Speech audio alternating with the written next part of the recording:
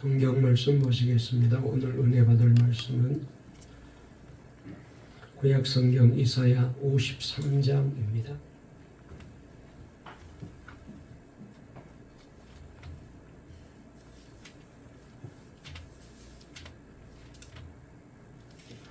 구약 성경 이사야서 53장 1절 말씀부터 6절까지입니다. 주보에는 5절까지 나와 있는데 6절까지입니다.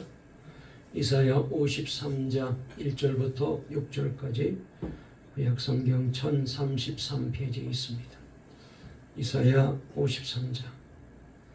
우리 말씀을 다 찾으셨으면 1절부터 6절까지 함께 말씀을 읽겠습니다. 시작. 우리가 전한 것을 누가 믿었느냐? 여호와의 팔이 누구에게 나타났느냐? 자라나기를 연한 손 같고 마른 땅에서 난 뿌리 같아서 꽃 모양도 없고 풍채도 없은즉 우리가 보기에 흠모할 만한 아름다운 것이 없도다. 그는 멸시를 받아 사람들에게 버림받았으며 간고를 많이 겪었으며 질고를 하는 자라. 마치 사람들이 그에게서 얼굴을 가리는 것 같이 멸시를 당하였고 우리도 그를 귀히 여기지 아니하였도다. 그는 실로 우리의 질고를 지고 우리의 슬픔을 당하였거늘 우리는 생각하기를 그는 징벌을 받아 하나님께 맞으며 고난을 당한다 하였노라. 그가 찔림은 우리의 허물 때문이요 그가 상함은 우리의 죄악 때문이라. 그가 징계를 받음으로 우리는 평화를 누리고 그가 채찍에 맞음으로 우리는 나음을 받았도다. 우리는 다 양 같아서 그릇 행하여 각기 제 길로 갔거늘 여호와께서는 우리 모두의 죄악을 그에게 담당시키셨도다. 아멘. 오늘 설교 제목 한번 따라해 보실까요? 우리의 죄와 허물 때문에. 다시 한번요. 우리의 죄와 허물 때문에. 오늘 이 제목으로 본문의 말씀을 의지하여 이 귀한 시간에 말씀을 전할 때에 저와 여러분 모두가 은혜가 되시고 또 다시 한번 주의 말씀으로 힘을 얻게 해주시기 바랍니다. 우리 앞뒤 좌우에 있는 분과 한번 인사하실까요? 오늘도 주님을 만나세요. 십자가의 은혜가 임하기 원합니다. 죄사함의 복이 임하기 원합니다. 여러분, 오늘은 예수님이 십자가를 지시기 위하여 예루살렘에 입성하신 종료주일입니다. 우리가 성경에 잘 나와 있는 대로 예수님께서 이제 십자가를 지시려고 어린 나귀를 타시고 예루살렘에 입성하시는 장면이 있잖아요. 그리고 이번 한 주간은 고난의 길을 걸어가셨습니다. 이 한 주간의 일정을 예수님이 어떻게 살아가셨는지를 조금 정리해 보게 되면은 월요일 날에는 성전에 올라가셔서 성전에서 장사하는 장사꾼들을 다 쫓아내시는 성전 정화 작업을 하셨습니다. 그리고 화요일 날에는 예수님께서 제자들을 위한 고별 설교도 하시고 그리고 또 대제사장들과 유대인들과 변론하는 그런 일을 하셨습니다. 그리고 수요일 날에는 예수님께서 이제 마지막으로 제자들과 함께 최후의 만찬을 드시고 그리고 목요일 날에는 가룟 유다의 배신으로 인하여서 예수님께서 겟세마네 동산에 올라가셔서 기도하실 때에 로마 군병에게 잡히게 되고 그리고 불법 재판에 의하여 십자가형을 언도받으시고 금요일날 십자가형을 받으셔서 고난당하시다가 죽으셨고 그리고 토요일날 무덤에 내려가셔서 계시다가 주일날 새벽에 예수님이 부활하셨습니다. 그러므로 이번 한 주간은 우리 기독교가 지키는 가장 경건하고도 하나님의 은혜와 사랑이 넘치는 그런 귀한 시간이다 이렇게 말할 수가 있습니다. 여러분, 우리가 이제 매년 이 고난 주간을 맞이하게 되고 또 부활 주일을 맞이하게 되는데 다시 한번 이 한 주간 동안 주님께서 주시는 놀라운 이 구원의 은혜, 우리를 사랑하는 사랑의 은혜, 나의 죄를 위해서 대속의 죽음을 죽으시고 그리고 우리를 살리시는 놀라운 이 하나님의 이 은혜가 가슴 속 깊이 아로 새겨지는 그런 고난 주간이었으면 좋겠습니다. 자, 그러면은 어떻게 우리가 이 고난 주간을 지내는 것이 가장 아름답고 은혜가 넘치는 감사하는 자세가 될까요? 오래전에 들은 이야기인데 아마 제가 한 번 전에 한 것 같기도 하고 뭐 여러 번 한 것 같기도 하고 여러분들도 어쩌면 다 알고 계시는 그런 얘기입니다. 너무나 아름다운 여학생이 있었어요. 그 여학생이 나타나게 되면은 주변이 환할 정도로 그렇게 예쁘고 아름다운 학생이었습니다. 그런데 반대로 그의 어머니 얼굴은 세상에서 그렇게 추할 수가 없을 정도로 일그러져 있었습니다. 마치 불에 타다 남은 부지깽이처럼 흉측한 얼굴로 계시는 분이었습니다. 그래서 다른 친구들에게 자신의 어머니 얼굴을 보여주는 것이 너무너무 싫어서 그래서 친구들을 한 번도 자기 집으로 데리고 오지를 않았습니다. 친구들에게 어머니라고 자기 어머니를 소개한 적도 없었습니다. 물론 어머니가 학교 근처에 오는 것도 극구 반대할 정도로 이 어머니 얼굴 때문에 이 아이는 굉장히 마음이 상하여 있었습니다. 그러던 어느 날 딸이 학교를 급하게 가는 바람에 미처 도시락을 갖고 가지를 못하였어요. 실수하게 된 거죠. 어머니는 딸이 배고플까봐 걱정하여 정성을 다하여 도시락을 준비하여 학교로 갔습니다. 딸의 교실을 찾아갔죠. 그리고 도시락을 전해주게 되었는데 그 여학생 얼굴이 하얗게 질렸습니다. 그리고는 친구들이 이 도시락을 가져온 저분이 누구냐고 물었을 때 이 아이는 저 여자가 누구냐 물었을 때에 우리 집에서 일하는 식모라고 대답을 합니다. 그리고는 도시락을 빼앗듯이 가지고는 교실로 들어갔습니다. 그리고 학교 마치고 집에서 돌아온 이 학생은 울며 불며 어머니에게 대들었습니다. 왜 학교 왔어요? 이제는 창피해서 학교 못 다니겠어요. 그런 얼굴로 왜 학교에 찾아와서 나를 창피하게 하느냐고 야단을 치고 울며 불며 어머니를 원망합니다. 그때 울고 있는 딸 옆에 어머니가 앉아서 이런 말을 합니다. 딸아, 참 미안하구나. 그런데 엄마 얼굴이 이렇게 흉측하게 일그러진 데는 사연이 있단다. 네가 아주 어렸을 때란다. 아버지는 회사에 출근하시고 나는 집 마당에서 빨래를 하고 있었지. 그때 방 안에서 원인 모를 불이 일어났단다. 집안에는 어린아이인 너만 있었는데 내가 불이 난 것을 알았을 때는 이미 방은 불길에 휩싸여 있었지. 이미 집은 불덩어리가 되어 있었지. 그러나 나는 생각할 틈도 없이 불덩어리로 뛰어들어갔어. 사람들은 결사적으로 말리고 마을 사람도 심지어 소방관들도 더 이상 아이를 구원할 수 없다고 들어가면 큰일 난다고 생명을 포기했단다. 그러나 나는 안방으로 뛰어들어갔지. 안방에서 어쩔 줄 모르고 자지러지게 울고 있는 너를 부둥켜 안고 뛰쳐나왔어. 나는 너를 안고 있었기 때문에 내 얼굴을 무엇으로 가릴 수가 없었단다. 너만 꼭 안고 있었지. 그때 나는 심한 화상을 입어서 그래서 병원에 입원하여 사경을 헤매다가 겨우 생명은 건졌지만은 그러나 얼굴은 이렇게 흉측한 얼굴로 바뀌어졌단다. 딸의 울고 있는 앞에서 어머니가 차근차근하게 사연을 얘기하게 되자 그 순간 이 딸아이가 엄마의 말을 듣고 감격의 눈물을 흘리면서 엄마 품으로 달려 들어 안기면서 말합니다. 엄마 용서해 주세요. 제가 너무나도 잘 몰랐어요. 제가 너무나도 어리석었어요. 저를 용서해 주세요.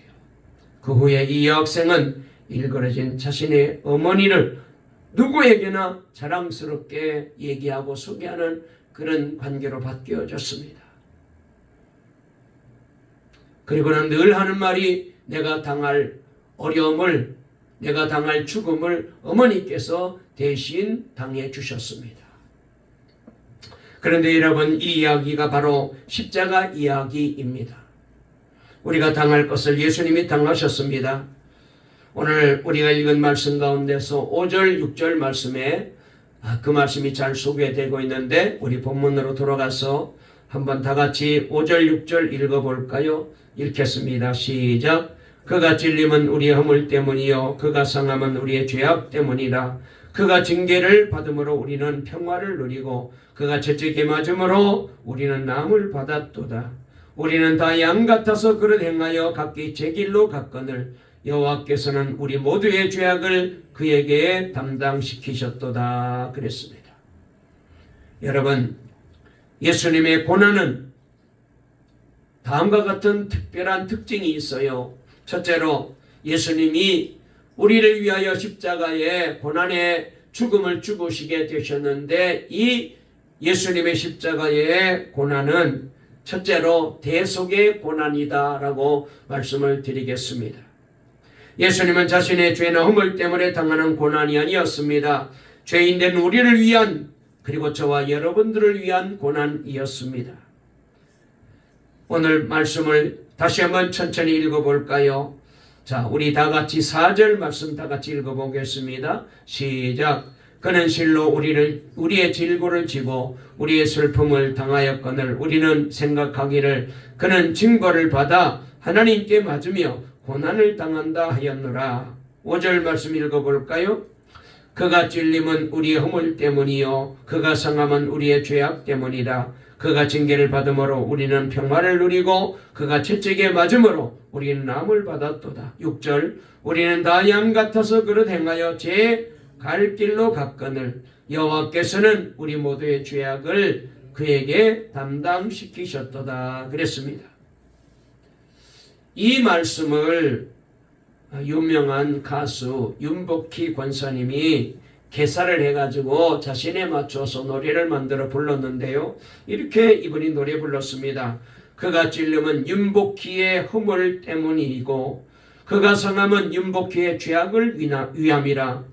그가 징계를 받음으로 윤복희가 평화를 누리고 그가 채찍에 맞음으로 윤복희가 나음을 입었도다. 그렇게 노래했어요.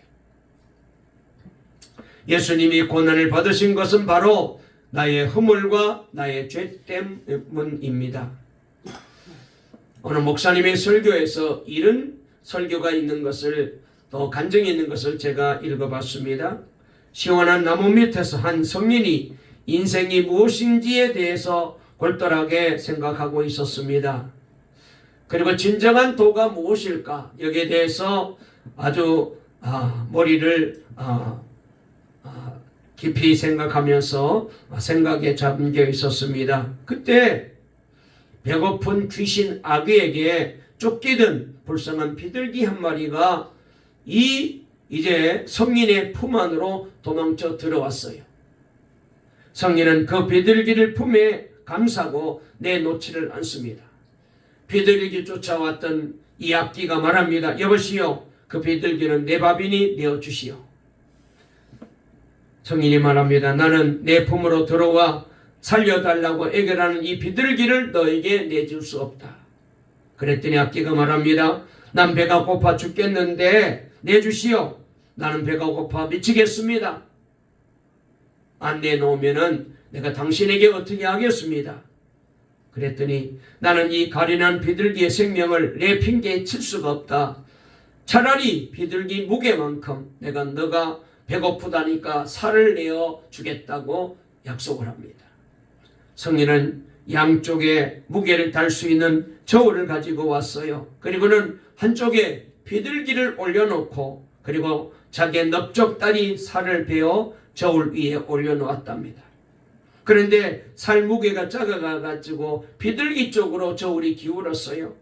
성인은 또 자신의 살점을 더 베어서 저울 위에 올려놓았습니다. 그러나 여전히 저울 쪽으로 비둘기 쪽으로 저울이 기울었어요.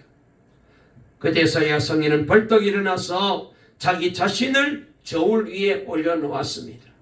그제서야 비로소 저울이 평형을 이루었습니다.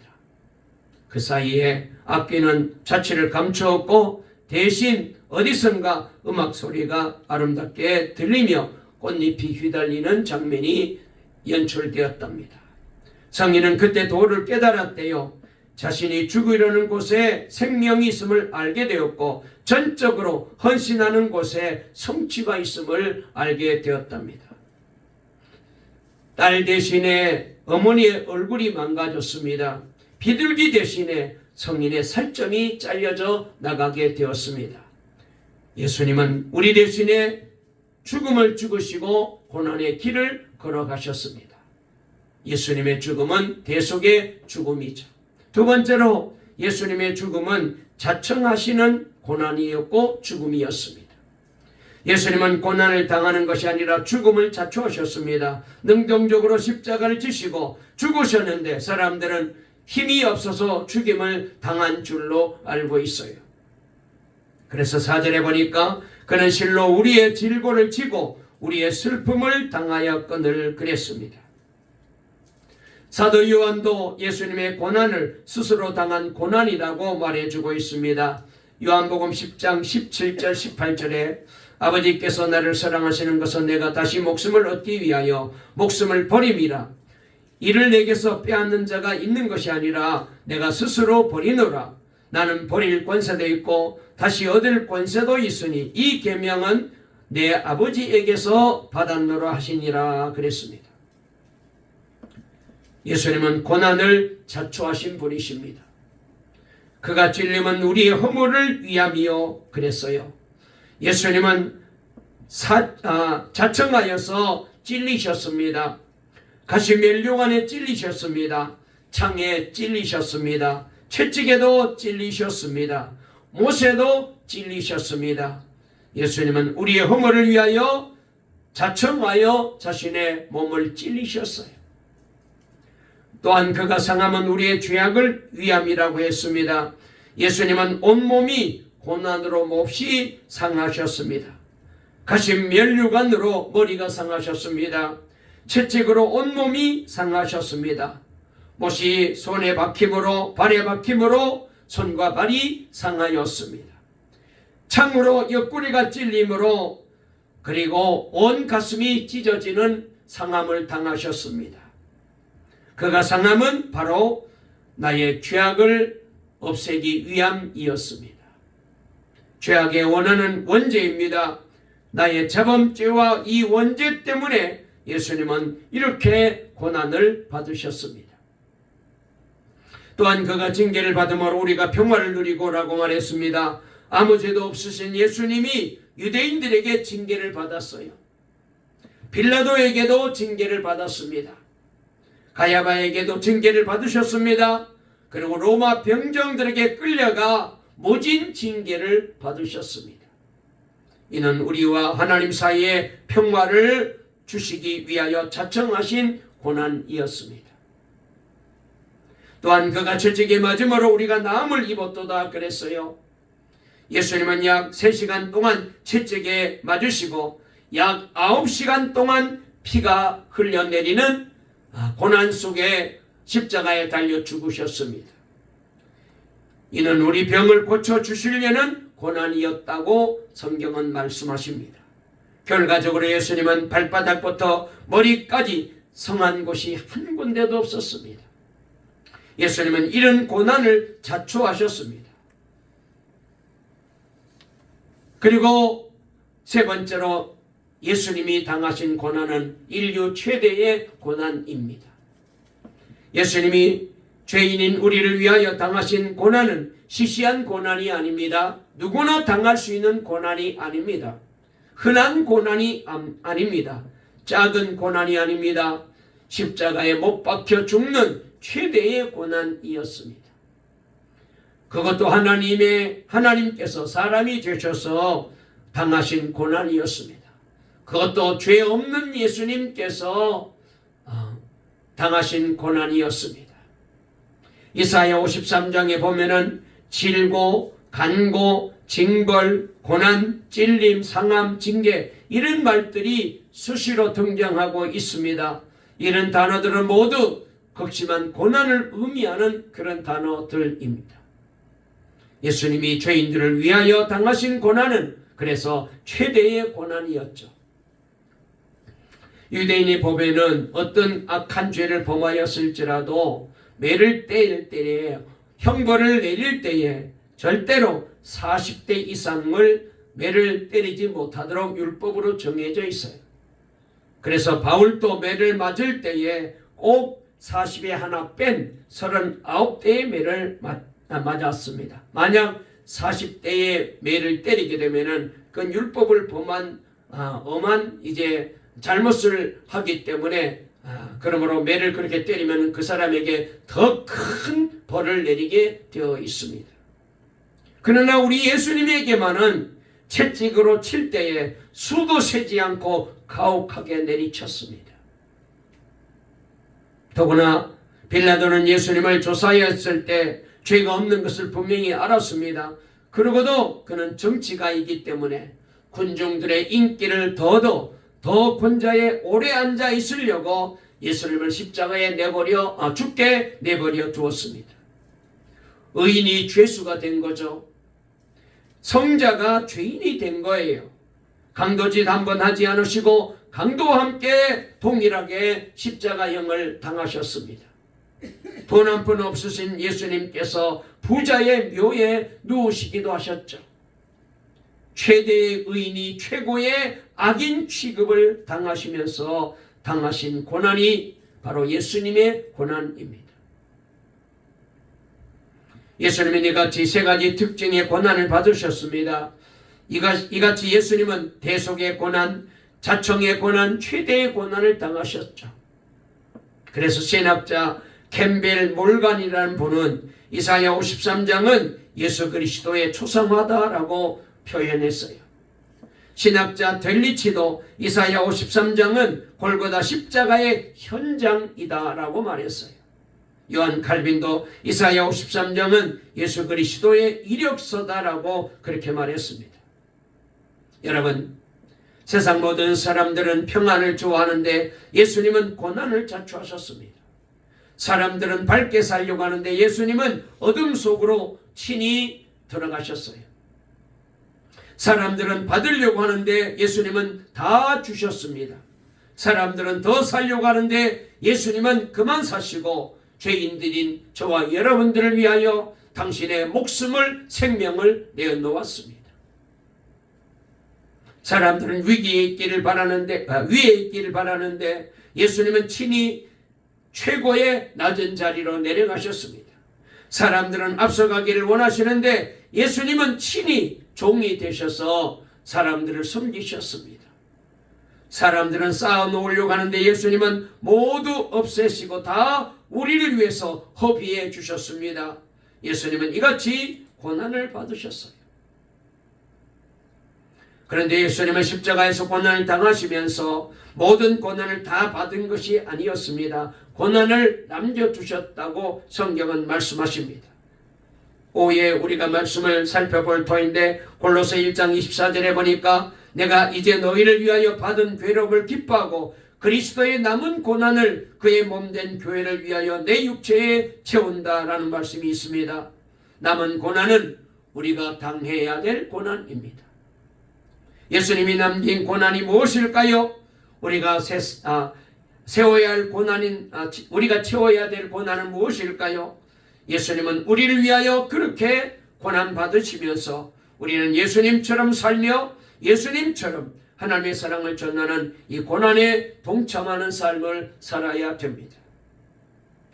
예수님은 우리에게 삶의 모범을 보여주시면서 너희도 이와 같이 하라고 당부하셨습니다. 늘 예수님처럼 사는 것이 어떻게 사는 것인가를 우리는 생각하며 살아야 돼요.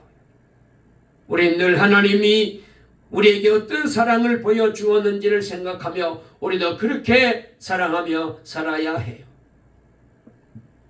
어느 한 마을에 젊은이가 예리한 칼을 들고 동네 사람들 가운데 나타나서 이렇게 외칩니다. 나는 5분 이내로 하나님이 없다는 사실을 증명해 볼 수 있어. 그리고는 칼을 높이 하늘로 향하여 막 휘두르면서 소리를 지릅니다. 만약 하나님이 있다면 5분 내로 이 칼로 나를 죽여보시오. 당신께 도전하는 이 나쁜 놈을 죽일 수 있다면 당신은 살아있는 분이요. 이 많은 사람 앞에서 당신이 살아있음을 증명해 보여주시오. 그러면서 하나님을 향하여 막 소리를 지릅니다. 그리고는 5분을 세기 시작합니다. 1분, 2분, 3분, 4분, 5분까지 셌지만 아무런 일이 일어나지 않았어요. 그때 이 사람이 큰 소리로 외칩니다. 보십시오. 하나님은 없잖아요. 예수쟁이들이 그렇게 생각하는 것밖에 없습니다. 나같이 악한 사람을 벌할 수 없다면 그는 신이 아닙니다. 악한 사람을 심판할 줄도 모르는 신이라면 혹시 있다 할지라도 무슨 유익이 있겠습니까? 그 자리에 동네 사람들이 있었는데 그 중에는 예수 믿는 사람도 있었습니다만 그러나 칼을 위협하게 휘둘러 대는 이 사람을 아무도 말리지 못하고 지켜보고만 있었어요. 그때 나이 드신 권사님 할머니 한 분이 그 젊은이 앞으로 다가갔습니다. 모두 긴장하여 무슨 일이 일어날지를 주시하고 있었어요. 할머니는 그에게 다가가더니 휘두른 칼을 빼앗았습니다. 그리고는 그 젊은이에게 물었습니다. 당신 아들이 어디 있습니까? 젊은이는 마침 아빠가 이상한 짓을 하고 있는 모습을 아들이 거기서 같이 지켜보고 있었습니다. 그 아들을 가리키는 거예요. 할머니는 아들을 불러서 이 젊은이 앞으로 나오게 했습니다. 그리고는 젊은이에게 다시 칼을 건네주면서 말합니다. 당신 아들이 잘못했을 때 아들이 이 칼로 아빠인 당신에게 와가지고 5분 내로 나를 죽여달라면 당신은 아들을 죽일 수 있겠습니까? 젊은이가 소리를 지르면서 막 얘기합니다. 할머니, 그런 말이 어디 있어요? 할머니, 사랑스럽고 귀한 아들을 어떻게 죽일 수 있나요? 그때 할머니가 젊은이의 손을 붙들고 이렇게 말합니다. 당신이 이 아들을 사랑하는 것보다 하나님은 당신을 억만 배 더 사랑해요. 하나님은 어떤 죄인도, 하나님은 어떤 악한 사람이라도 벌하기를 원치 아니하시고 구원받기를 원하셔요. 당신 같은 악한 사람이라도 회개하여 구원받기를 원하시기 때문에 하나님이 지금 참고 기다리고 계시는 거예요. 19세기 미국의 교육자 호라스만이라는 분이 엄청난 예산을 들여서 소년 가마원을 짓는 개원식에 참석해서 이런 연설을 했어요. 아이들이, 청소년들이 죄를 범하였을 때에 수용되는 감호소를 만들고 개원을 하게 되어서 거기서 연설을 하는데 이렇게 말합니다. 단 한 사람이라도 여기서 감화되어 새 인생을 살게 된다면 이 건물을 세우는 데 든 예산과 인력은 조금도 아깝지 않을 것입니다.